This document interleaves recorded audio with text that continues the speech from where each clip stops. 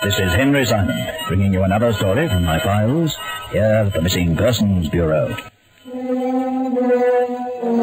In these stories of the Missing Persons Bureau, dramatized for Henry Simon by Ross Napier, names and addresses have, for obvious reasons, been changed. In one moment, the search for Helen Kapin, address unknown.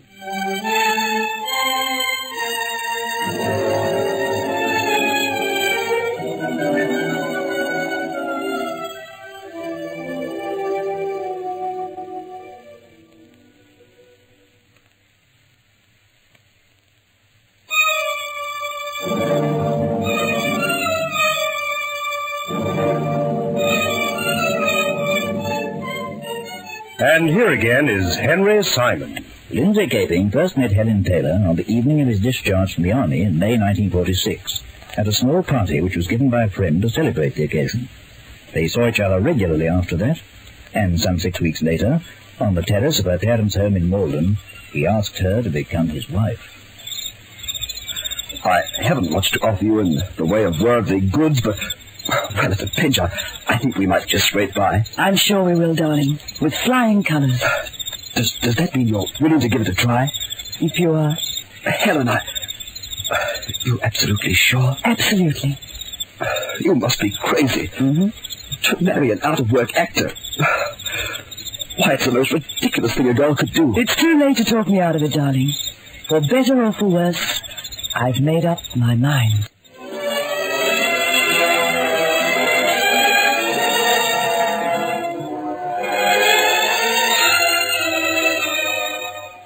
The scene changes. 7 years have gone by, and we pick up our story in the living room of the Kapin home, late in the June of 1953.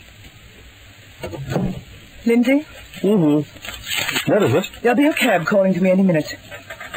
I thought I'd better say goodbye. Goodbye? Where are you off to? I haven't made up my mind yet.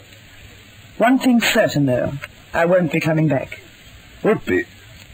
What in blazes are you talking about? I'm leaving you, Lindsay. For good. You... That'll be my cab now. I wonder if you'd be kind enough to carry my bags to the door.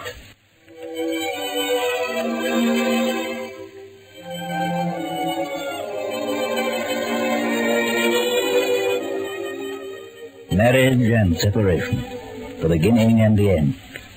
Such was the unhappy prelude to a case which over 2 years later was to find a place in our files, here at the Missing Persons Bureau.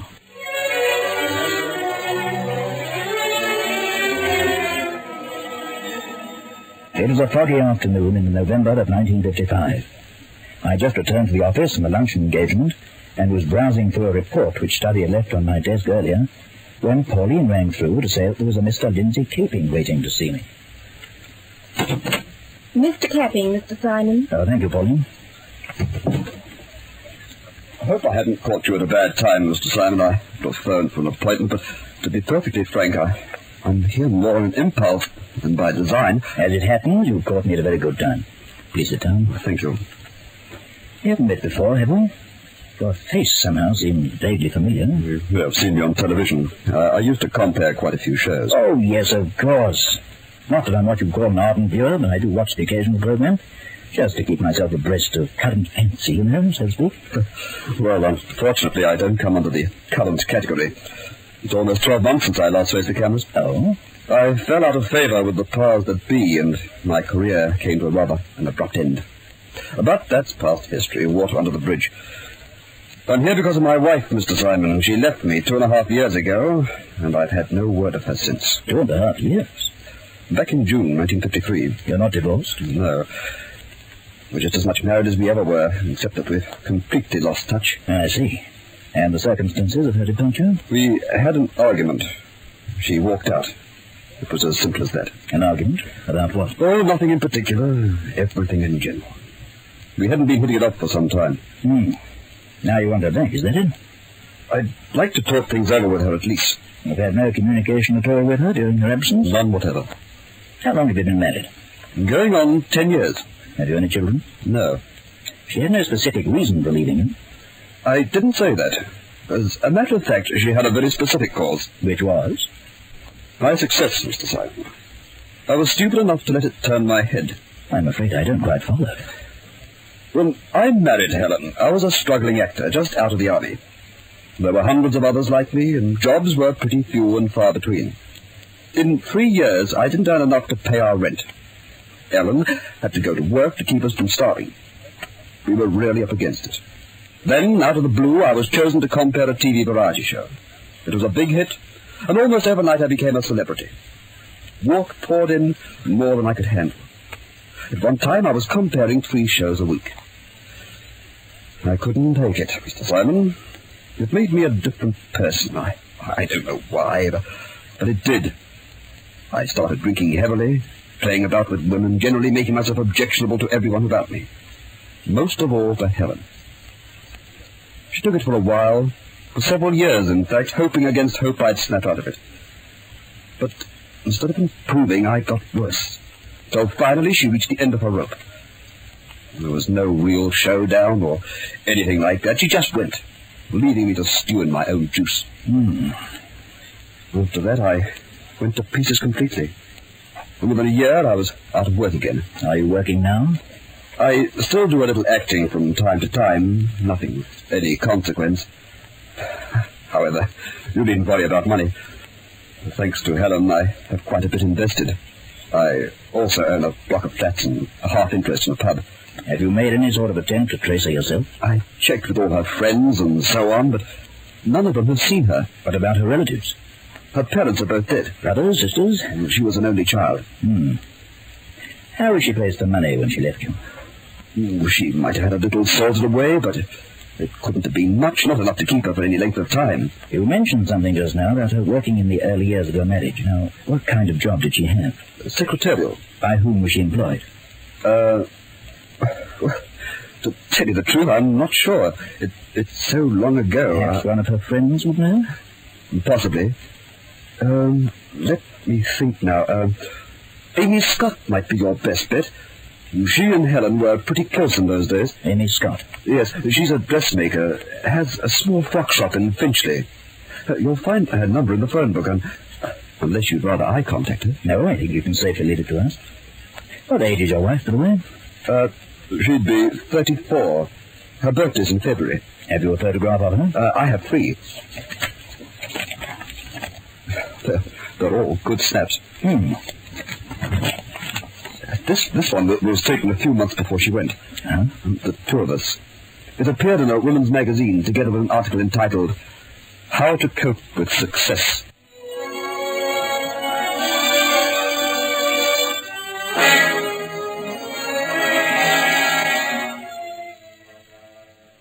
The old story, huh, Chief? Little guy makes good and promptly goes off the deep end. It's an odd thing, you know, Study. Seems to happen to the very best of them. I'd no doubt that before he hit the jackpot, friend Kapin was just as nice a fellow as he'd expect to meet.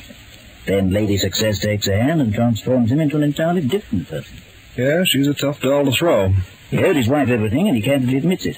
And yet, when the time for repayment comes, he turns his back on her. Even derived pleasure from doing so. Incredible, isn't it, when you come to think about it? Just goes to support the theory that we all have 2 sides to our nature. You see, we're a race of Jekyll and Hydes, and when the good side takes a back seat, the bad side takes over, and, vice versa. Oh, but reverting to the problem in hand, who's this woman I've got to see? Amy Scott. She's a dressmaker. Apparently she has a shop in Finchley. I've got the address of her somewhere. Oh, yes, here it is. 22 Abbott Road.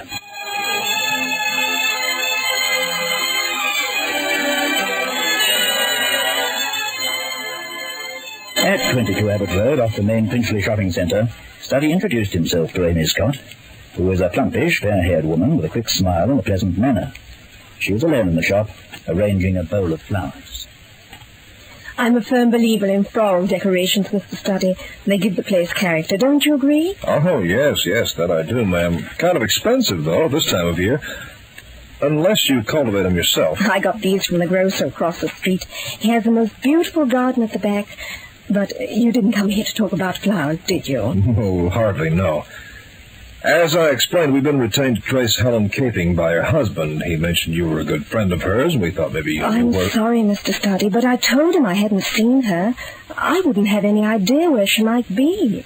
Oh, she hasn't been in touch with you at all. Not for years. I understand when she was first married, she had a job? That's so, yes. Well, you don't happen to recall who her employers were, I suppose? Oh, wait a bit. I should do.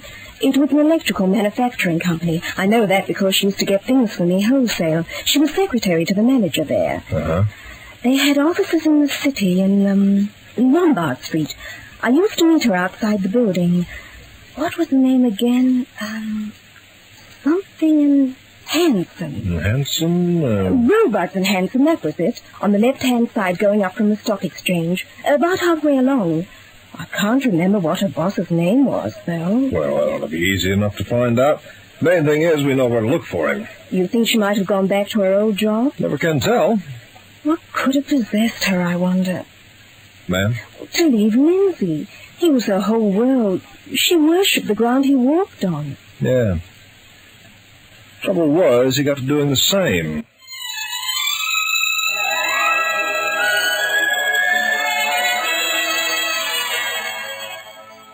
40 minutes later, Studdy presented himself at the city offices of Robards and Hanson, where he duly sought out the manager, one Thomas Kirk, a balding, bespectacled man with a red mole on his forehead. That's correct, Mr. Studdy. Helen was employed here for over 3 years. Excellent worker. Most efficient secretary I ever had. Uh-huh. She didn't come back to you by any chance? Well, yes, it happened she did. About 18 months, 2 years ago. I'd have taken on like a shot, but unfortunately, company policy no longer allows us to employ married women. She was after her old job, huh? Not necessarily her old job, but she was certainly seeking a position. So, what did you do? There's nothing much I could do. As I said, being a married woman, she wasn't eligible to be admitted to the staff. Well, she was married when she worked here before. Well, that was prior to our revision of policy. However, I did supply her with 2 first-rate references. One from our governing director and one from myself. Do you know if she had occasion to use them? That I couldn't tell you. I've not heard from her since. But I imagine she would have done if the opportunity availed itself. I must say, though, I was somewhat taken aback when she told me she was looking for employment again. At the time, her husband was doing so well for himself on the television. She left him. So she said.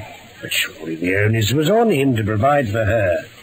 Ain't all the fellow must have been making a fortune. Well, he certainly wasn't scratching. What happened to him, by the way? Seems to have dropped out of circulation altogether. Haven't seen him do a show for months. Did he have an accident or something? Yeah. He was driving his ego at top speed. Had a head-on collision with success.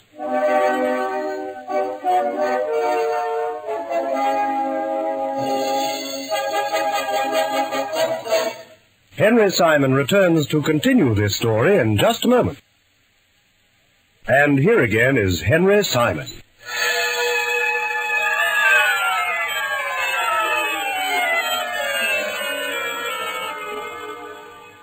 There was little more that Kirk could tell the agent, except that during her term of employment with Robards and Hanson, Helen Kapin had been particularly friendly with a certain Elsie Stromberg, who was still with the firm.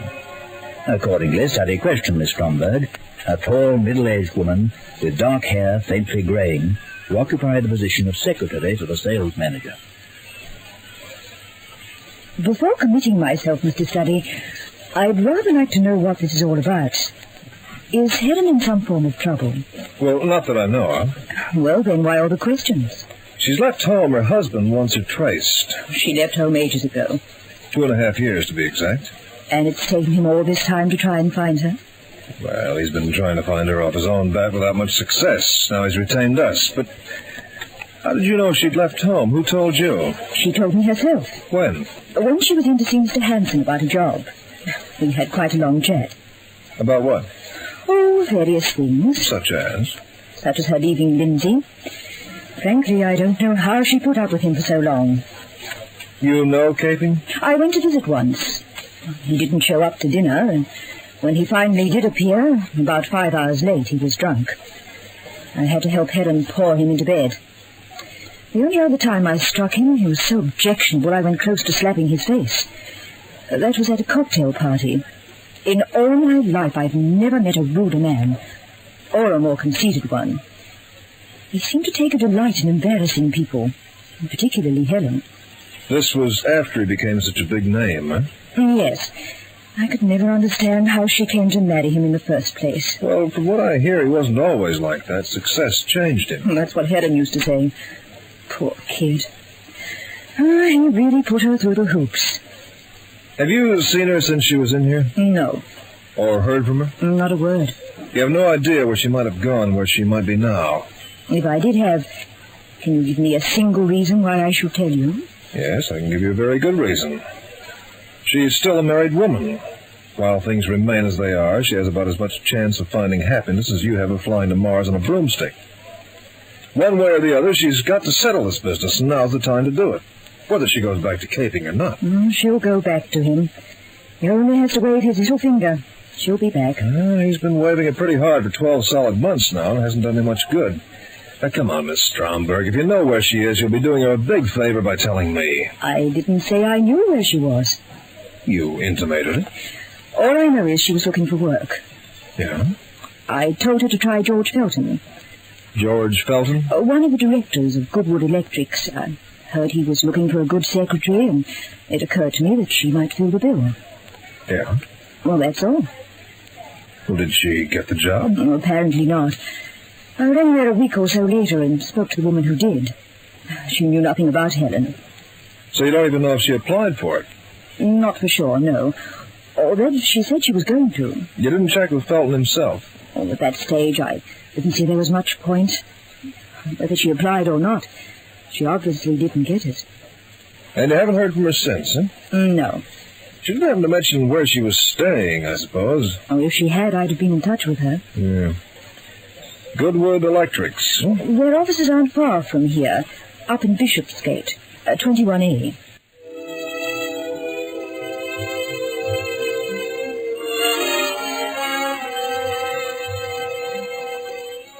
At the Bishopsgate offices of Goodwood Electrics, Study interviewed George Felton, a youngish, keen-eyed man with closely cropped sandy hair and a prematurely furrowed brow.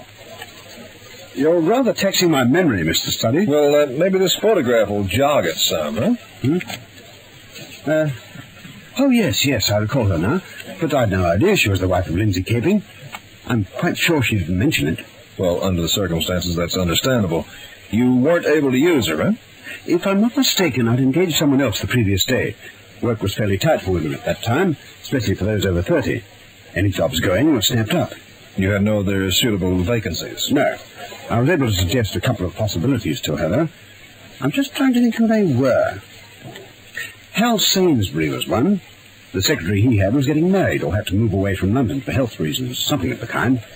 In any case, he was on the lookout for a replacement. Hal Sainsbury? Of Westmore and Egan. Yeah. There was someone else, too. Jack Cleary, was it? Yes, I've a feeling it might have been.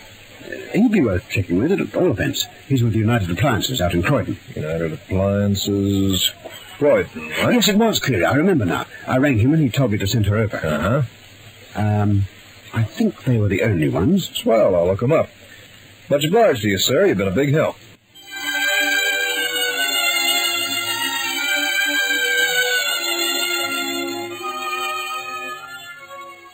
Well, that's the position, Mr. Sainsbury. Can you place her at all? No, I'm afraid I can't. There were several applicants for the job, but as I recall, they were mostly younger women. Yeah. I'm sorry I can't be more help. Oh, that's okay, sir. Thanks anyway.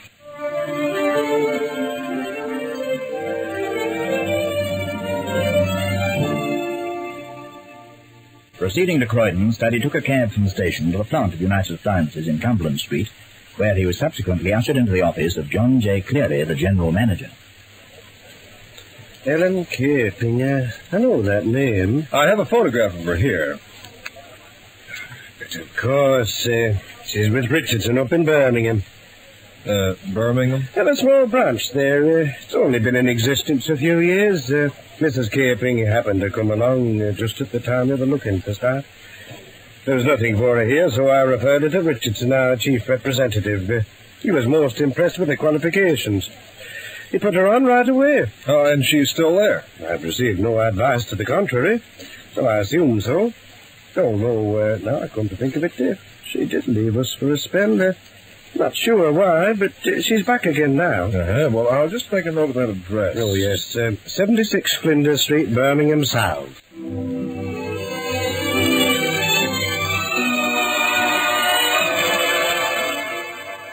Within an hour, Study boarded a train for Birmingham, arriving in that city shortly before 3 o'clock that same afternoon.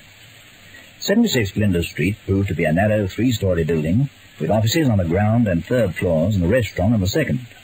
On inquiring, the agent was directed to room number 14 on the third, where he was received by a broad-shouldered man in a grey suit, with rimless glasses and a spotted bow tie. Oh, Mr. Richardson? Aye. How do you do? My name is Study. I'm from the Missing Persons Bureau. Missing persons? Yes, I understand you have a Mrs. Helen Kapin on the staff here. Aye, that's right. What about her? Well, I'd like to speak with her, if I may. Oh, I'm afraid she's not in today. She only works 3 days of the week. Uh-huh. The youngster takes up the rest of her time. Youngster? Andrea. Well, I'm afraid I don't quite follow. Andrea who? Andrea Kapin. Didn't you know she has a daughter, 18 months old?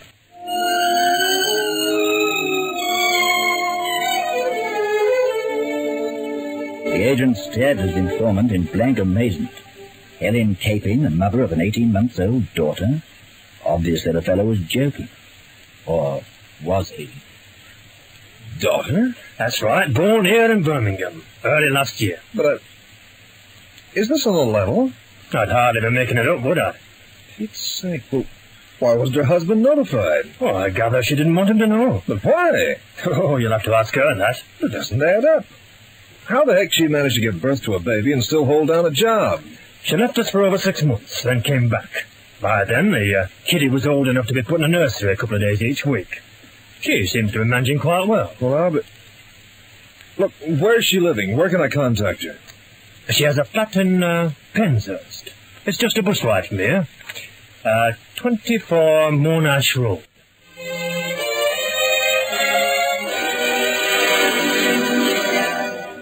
Somewhat dazed, Study took his leave of Richardson and set off for the nearby suburb of Penshurst.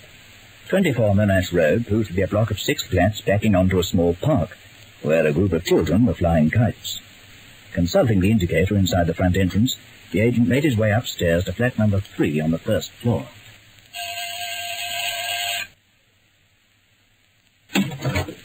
Oh, Mr. Study, is it? Well, I'm Helen Kapin. Please come in.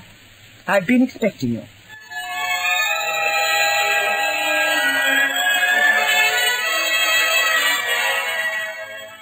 Explaining that Richardson had rung from the office to announce his pending arrival, Mrs. Kapin calmly ushered Study into a tiny, sparsely furnished sitting room. A gas fire was burning in one corner. In case you're wondering, Mr. Study, the baby's asleep in the next room. Well, I don't get it, ma'am. This whole thing's beyond me. Would you mind enlightening me a little? What about? About everything. Did you know you were going to have a baby when you left home? Of course, that was my main reason for leaving. I couldn't stand the thought of bringing a child up under the same roof as Lindsay. But why didn't you tell him? Because I wanted the break to be a clean one. I didn't want him pestering me. Don't you think he had a right to be told? He forfeited that a long time ago. When I knew for sure I was pregnant, I made up my mind then and there to get away. I needed money, so I took a job for as long as I could. Then, as soon as I was able, after the baby was born, I went back to work again. Mr. Richardson offered me employment on a part-time basis, which suited me down to the ground. But even if you hadn't returned to your husband, you could have gotten money from him. Fortunately, I was never that desperate. I've been very lucky, considering. He wants to talk things over, ma'am. Would you consent to seeing him again? It doesn't seem I have much option. You've traced me here. All you have to do is tell him where I am. I think you'll find he's changed quite a lot. He changed once before. For the better this time. I won't argue, Mr. Study. It's in your hands. As far as I'm concerned, you can do as you please.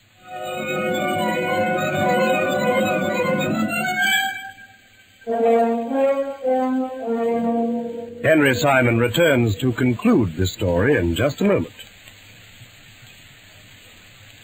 And here again is Henry Simon. In response to her husband's appeal, Helen Kapin did at length return home to him, together with their daughter, but not before he convinced her that he had permanently recaptured his stability. He has a great deal to make up for in the years that lie ahead, but whether or not he is capable of so doing, only the future can decide. And now, as always, this is Henry Simon, inviting you to meet me here again, and for the present, bidding you au revoir.